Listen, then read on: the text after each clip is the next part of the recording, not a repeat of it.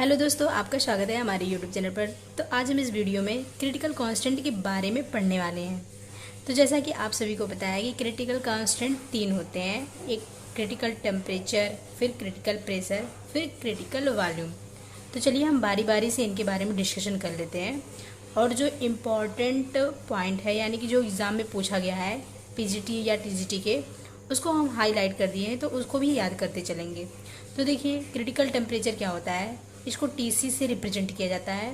The temperature at which a gas can not be liquefied by application of pressure is known as critical constant.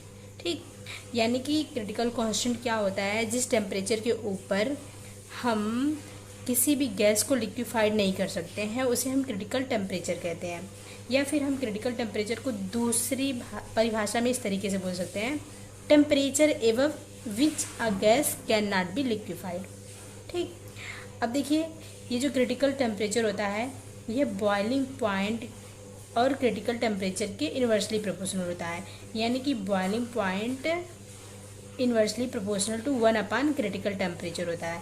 तो हम इस तरीके से इसको लिख सकते हैं कि boiling point proportional to 1 critical temperature. ठीक, या फिर हम इसको क्या रख सकते हैं, ये जो हमारा इजी ऑफ लिक्विफिकेशन होता है ये क्रिटिकल टेम्परेचर के, यानी कि जो लिक्विफिकेशन होता है यह क्रिटिकल टेम्परेचर के डायरेक्टली प्रोपोर्शनल होता है। तो ये दोनों चीज़ें हमें याद रखनी है क्योंकि ये बहुत ही इंपॉर्टेंट है। कभी कभी ऐसे भी पूछ लेता है कि बॉइलिंग पॉइंट जो है ये क्रिटिकल टेम्परेचर के प्रोपोर्शनल है या इन्वर्सली प्रोपोर्शनल, तो ये हमें याद होना चाहिए। और फिर लिक्विफिकेशन ऑफ गैस जो है ये क्रिटिकल टेम्परेचर पे किस तरीके से डिपेंड करता है, यानी कि अगर इसको हम बढ़ाएंगे तो ये घटेगा या बढ़ेगा, यानी कि अगर लिक्विफिकेशन ऑफ गैस जो बढ़ रहा है यानी कि क्रिटिकल टेम्परेचर भी बढ़ेगा। ठीक, अब देखिए इसमें जो यहाँ पे हम लिखे हैं 2-3 एग्जाम्पल, इनकी जो वैल्यू है बहुत बार पूछ ली जाते हैं। जैसे देखिए कार्बन डाइऑक्साइड जो है और ऑक्सीजन हाइड्रोजन, तो इनके जो क्रिटिकल टेम्परेचर है उनका मान कितना होता है। तो कार्बन डाइऑक्साइड का होता है 31.1 डिग्री सेल्सियस, ऑक्सीजन का होता है -180.6 डिग्री सेल्सियस, हाइड्रोजन का जो होता है ये होता है -240 डिग्री सेल्सियस। तो ये हमें याद होना चाहिए।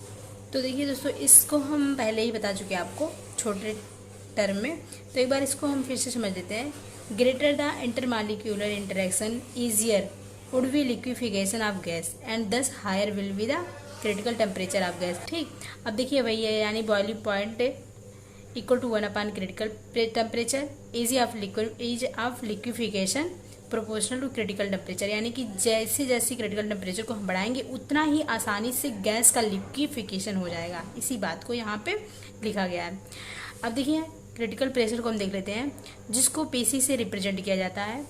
तो इसे हम समझते हैं, at critical temperature the pressure needed to liquefy a gas is known as critical pressure, यानी कि जो हम गैस का लिक्विफिकेशन करते हैं तो उस कंडीशन में जो प्रेशर अप्लाई करते हैं तो वह प्रेशर जो होता है क्रिटिकल टेम्परेचर पर ही अप्लाई करेंगे, तो वहाँ पे वो जो प्रेशर हमें मिलता है उसी को हम क्रिटिकल प्रेशर कहते हैं। यानी कि क्रिटिकल टेम्परेचर को रखते हुए हमें प्रेशर का जो नीड होता है वहाँ पे गैस को लिक्विफाई करने का, उसी को हम क्रिटिकल प्रेशर कहते हैं। ठीक, या फिर हम इसको ये भी कह सकते हैं कि minimum pressure which must be applied at critical temperature to cover the gas into liquid, यानी कि जो मिनिमम प्रेशर हम अप्लाई करते हैं क्रिटिकल टेम्परेचर पे गैस को कन्वर्ट करने के लिए लिक्विड में, तो उसे हम क्या कहते हैं, क्रिटिकल प्रेशर। ठीक, दो तरीके से हम इसे समझ सकते हैं।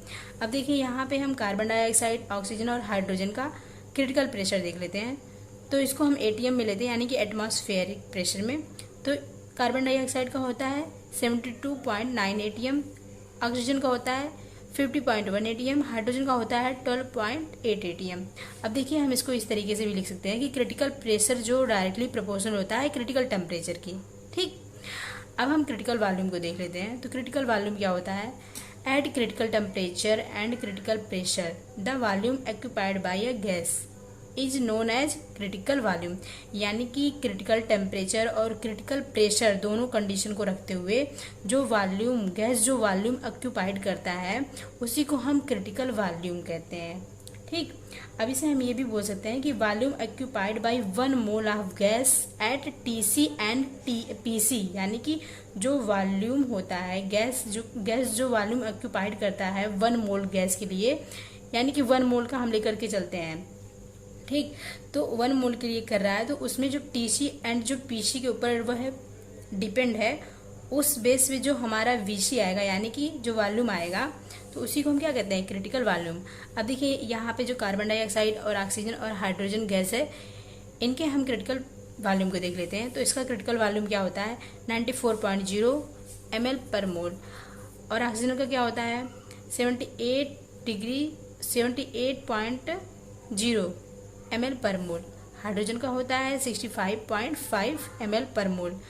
अब इन तीनों को हम एक जगह पे देखेंगे ताकि हमें ये जो वैल्यू है ये हमें आसानी से याद रहे, ठीक। तो देखिए दोस्तों, हम इन सब की वैल्यू को, यानी कि critical temperature, critical pressure, critical volume, ये जो गैस है, यानी कि इस गैस के तीनों पॉइंट को हम देख लेते हैं, तीनों क्रिटिकल कांस्टेंट को। तो देखिए कार्बन डाइऑक्साइड, ऑक्सीजन, हाइड्रोजन। अब इसको हम कैसे याद करेंगे, TC यानी कि 31.1, 118.6, 240 डिग्री सेल्सियस। तो इस तरीके से हम इनको एक साथ याद कर लेंगे और हमें अपने माइंड में रखना रहेगा कि यहाँ पे कार्बन डाइऑक्साइड गैस होगा और यहाँ पे ऑक्सीजन होगा और यहाँ पे हाइड्रोजन। और ये जो प्रेशर है, क्रिटिकल प्रेशर 72.9, 50.1, 12.8।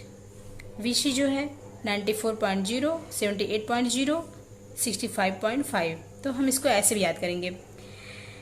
311 है अपने माइंड में, लेकिन हमें रखना रहेगा कि कहाँ पे हमें दशमलव लगाना है। 311, 1000, 186, 240। PC 72, यानी कि 72, 50, 12। VC 54, 78, 95। तो इस तरीके से हम इसे याद कर सकते हैं, क्योंकि ये वैल्यू जो बहुत बार एग्जाम में पूछ ली जाती है। तो आशा करती हूँ दोस्तों आपको ये क्रिटिकल कांस्टेंट के बारे में अच्छे से समझ में आ गया होगा। तो धन्यवाद दोस्तों, पढ़ते रहिए और अपना ख्याल रखिए। मिलते हैं नेक्स्ट वीडियो में।